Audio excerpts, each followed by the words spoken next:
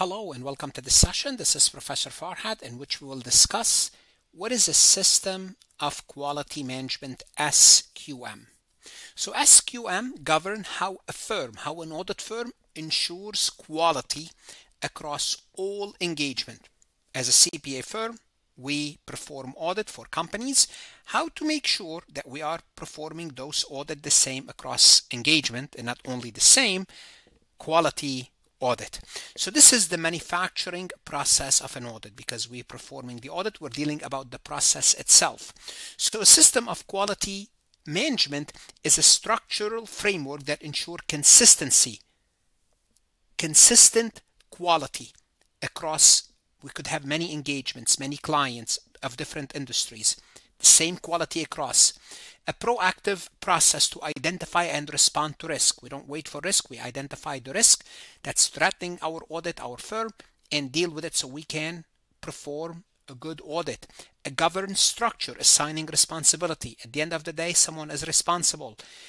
Therefore, someone is paying attention, someone is supervising, and we have a monitoring a mechanism for continuous improvement. And we looked at the element of quality control in the prior session. It all fits with this system of quality management. Think of a building. The steel beams holds the building together.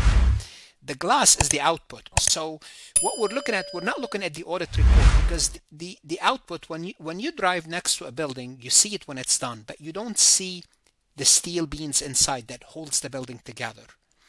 So this process, this quality management, does not happen by accident. Quality does not happen by accident. It's manufactured, it's engineered through a system of quality management. Now, I want to make sure we don't lose track what we are doing here. We're talking about the firm process in conducting the audit. We're not talking about the audit itself. The audit is governed by generally accepted auditing standard, GAAS. Those are the rules for performing a specific audit engagement. So please keep that in mind, that GAAS produces the final product, the audit report. The SQM is the manufacturing process. So in the manufacturing process, through the manufacturing process, we produce the product by following GAAS.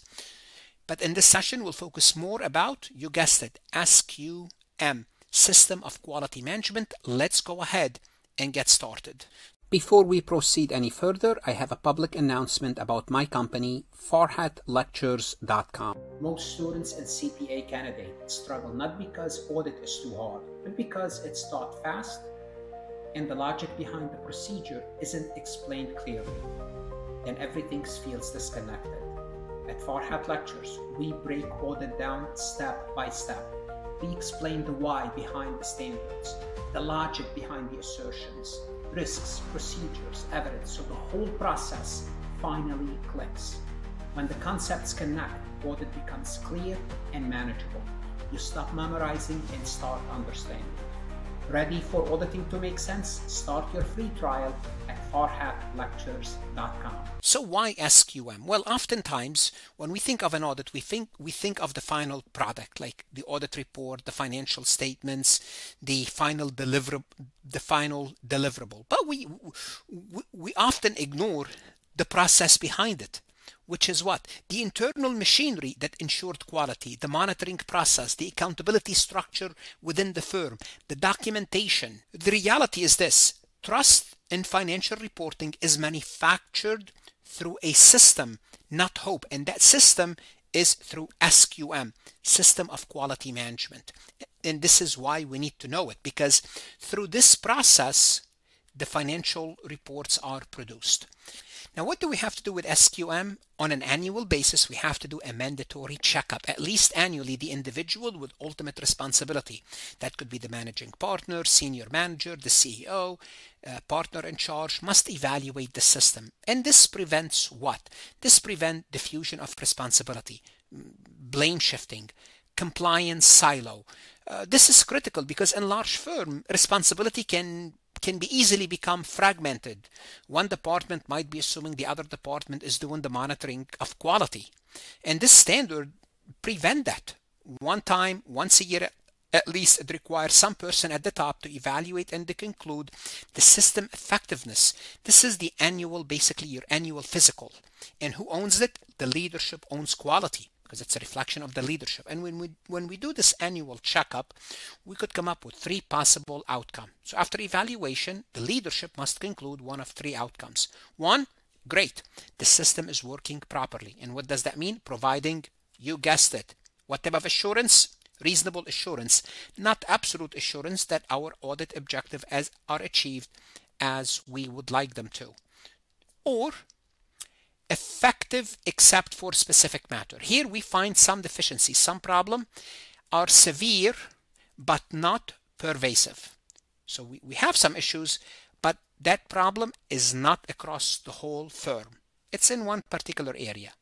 Or we could find that the system is ineffective, which is the worst.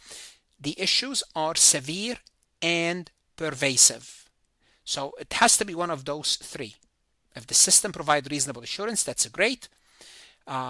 Or it's effective except for specific matter. So, or not working properly, ineffective. No vague answers. We have to come up with one of these conclusions. But what is reasonable assurance? That's the highest standard. It's not perfection. Reasonable assurance. Absolute assurance is impossible. Whether we are issuing an audit or we are evaluating our system of quality control, because humans make mistakes. System occasionally fail. We cannot guarantee absolute assurance, but we can try to reduce the risk of significant failure to a low level. So reasonable assurance means the system reduced the risk of significant failure to an acceptable low level. That's all. The objective is robustness, not perfection. The controls are working properly. But what happens if issues are identified? So we're monitoring. What happens if the issues are identified? Well, what do we have to do? We have to deal with it. We have to kind of fix it. We have to take corrective actions. Because we could find issues, because absolute assurance is impossible and people make mistakes. But at least this is the best thing we can do, reasonable assurance. Option 2 is severe but not pervasive. We find a significant deficiency, but it's limited to one area. So think about, someone, we're examining their body and there's a problem with their knee. Okay, that's fine. There's a problem. They cannot run, but they can walk. Their heart is working. Their lungs are working, but they need some time to recover. Their knee is not working properly. So one office failing to follow engagement quality review protocol. That's fine. One, maybe 1 out of 10. Or one software module miscalculating risk. We can fix that. We can live with that. The issue is serious, but contained to one specific area. Obviously, corrective action is required. But we can draw a boundary around this issue. If the rest of the firm operates properly and only that office and only that software, then we can draw a boundary. It must be corrected, but it does not signal systematic failure, systematic collapse. Or what we can find out that our system of quality control is deficient, is severe and pervasive. The deficiency is severe and pervasive. It means deficiencies affecting the system broadly. It's your knees, it's your lungs, it's your hearts, problems all over the place. So it's a firm-wide training program is inadequate. Notice it's when you're looking for those severe and pervasive, firm-wide, it's everywhere. The culture of the company of the firm is compromised. The culture of the whole firm is compromised. Monitoring procedures are ineffective across all offices. Those are signals that we're at option 3. The problem is severe and pervasive. It's firm-wide. At this level, the company cannot claim reasonable assurance. Why? Because we cannot. We have a systematic problem. So in a trust-based profession, if people are, they're relying on your trust, this is existential. You cannot have those issues. You have to fix them.